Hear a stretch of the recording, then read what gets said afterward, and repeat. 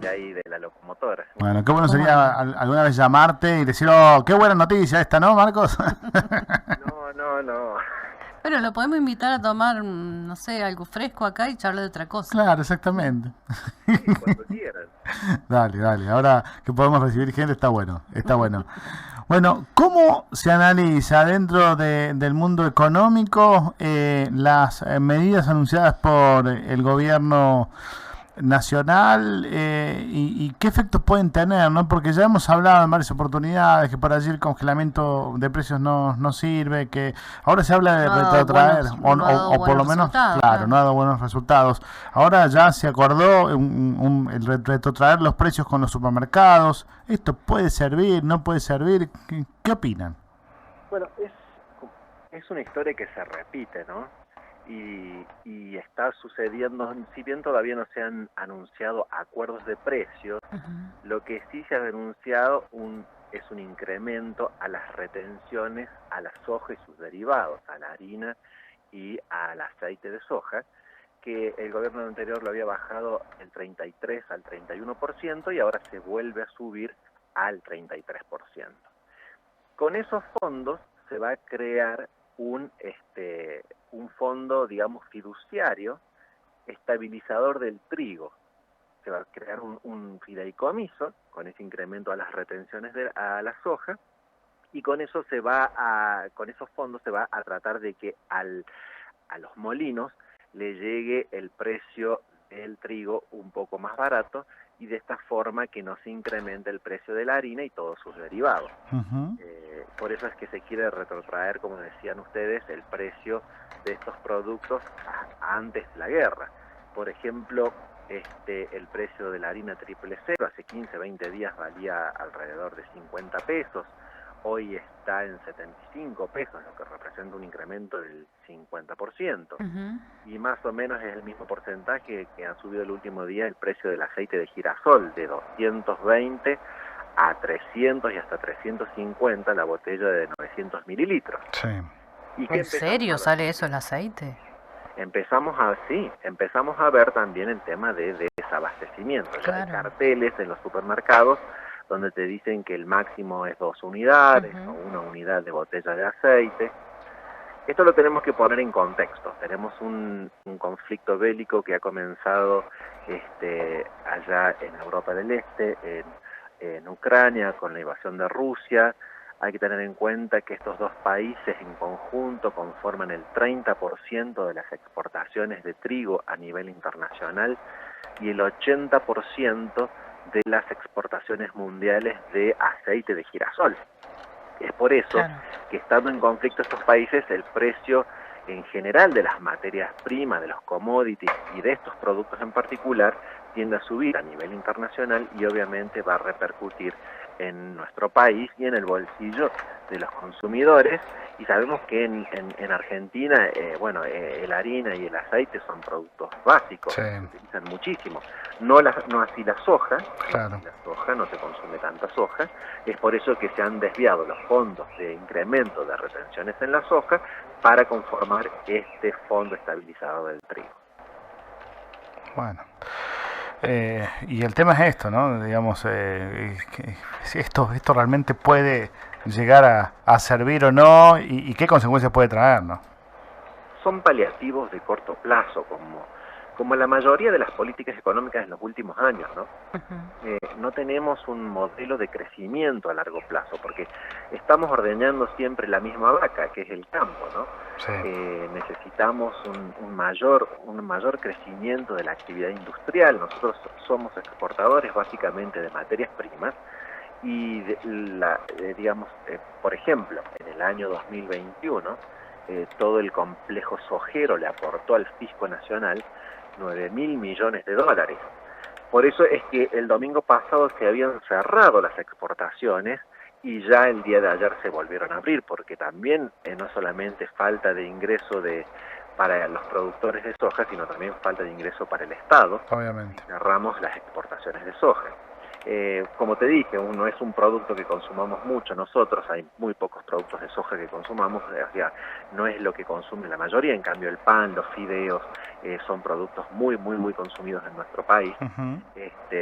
Entonces, pero siempre es el sector primario, el sector agrícola, el sector ganadero, como la gallina de huevos de oro, y entonces siempre se va a sacar dinero donde más hay, obviamente. Exacto. Pero lo que tendríamos que tratar de lograr es una mayor industrialización del país, para que no sea un único sector el que genere el crecimiento, o por lo menos frene las caídas que tenemos, sino lograr un crecimiento de largo plazo, ¿no? En la actividad productiva, y eso que también se pueda convertir en exportaciones. Claro. Y todo esto también está muy, muy, muy relacionado con una política que hace muchos años se viene dando, y que es el tema, porque nosotros venimos, no es que la inflación surja por la guerra, nosotros ya venimos con inflación. Sí.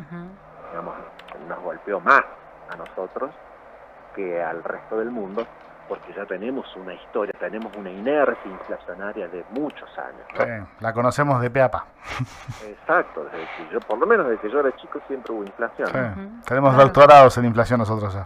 Salvo algunos años excepcionales. Y también tenemos ¿por qué se produce? El gobierno dice que la inflación se produce por múltiples causas, pero básicamente todas las causas terminan siendo el desmedido déficit fiscal que genera el gobierno, y que tiene que financiar o mediante deuda o mediante inflación, porque mediante impuestos ya no lo puede hacer. Claro. ¿No? La presión tributaria es muy alta en nuestro país, entonces tiene que salir a emitir, y sí, se pone más bolsillo en el dinero, más dinero en el bolsillo de la gente, pero es un dinero que vale cada vez menos. Claro. Entonces, no se pone tanto dinero en el bolsillo de la gente. Y bueno, y ahí, digamos, tendríamos que tener también una visión más de largo plazo, ¿no? El sector, por ejemplo, con el importante incremento, porque en estos momentos tenemos, por la sequía mundial, tenemos importantes incrementos en los precios de los commodities. Eso nos va a favorecer a nuestro país. Es lo que permitió, por ejemplo, en el 2005, el gran ingreso de dólares que hubo por las exportaciones, es lo que le permitió al gobierno del presidente Néstor Kirchner pagar la deuda externa que teníamos con el Fondo Monetario Internacional, y aún dejar un superávit para el gobierno posterior de un 3%. Después, el gobierno de Cristina Fernández, en su segundo periodo, cuando le entregó el gobierno a Mauricio Macri, dejó un déficit del 4% del PBI, o sea que se gastó el 3% del superávit que le había dejado Néstor Kirchner, más le incrementó un 4% más, ¿sí? Y terminamos con un déficit del 4%. Con el gobierno de Mauricio Macri se redujo un poco, pero seguimos teniendo déficit de un 0,5% del PBI, y en 2021 solamente, en el gobierno actual, tenemos un déficit del 3% del Producto Bruto Interno. Entonces, pasa como en las familias, si gastamos más de lo que entra, y nunca vamos a poder salir, ¿no? Claro. Nunca vamos a poder salir adelante. Digamos, necesitamos generar puestos genuinos de trabajo, y por eso el incentivo, sobre todo a la industria, debería venir, ¿no? Y también Argentina es un país que tiene una capacidad de inventiva impresionante, que tiene recursos humanos muy capacitados, todo el tema del Internet de las cosas, las bases de datos, la inteligencia artificial, está muy desarrollado, muy estudiado, y estamos en vanguardia en nuestro país, aún con los pocos recursos que tenemos. Esa industria también se tiene que fortalecer, se tiene que incentivar para, como te dije, transformar subsidios, transformar déficit fiscal en trabajo genuino, ¿sí? Eso me parece que es lo que está faltando, y eso es lo que hemos visto en los últimos gobiernos, que no tienen un plan económico de crecimiento a largo plazo, sino que estamos tapando baches, estamos mirando de corto plazo. O repiten recetas que en otro momento fracasaron, y si no aprendemos de los errores que cometemos, los volvemos a cometer. Es que si por ahí quizás haya que sufrir un poquito para después despegar, pero si siempre estamos tapando el bachecito, no podemos curar una angina con paracetamol. Claro. Hay que sacar las anginas, ¿no? En algún momento, y es doloroso, pero hay que hacerlo. Pero estamos tapando con paracetamol un problema grave, y eso necesitamos políticas de largo plazo. Te agradecemos como siempre, Marcos, todo el análisis que haces acá en el programa, y como siempre decimos, no se olviden de visitar Finanzas San Luis a través de las redes con los informes semanales que tienen, que están muy interesantes con todo lo relacionado a la cuestión económica y financiera. Como siempre, un abrazo enorme. Muchas gracias, chicos, un gran abrazo y nos estamos escuchando pronto. Hasta luego. Gracias, buenas tardes. Marcos Lucero D'Amico, docente de la Universidad Nacional de San Luis y además director de Finanzas.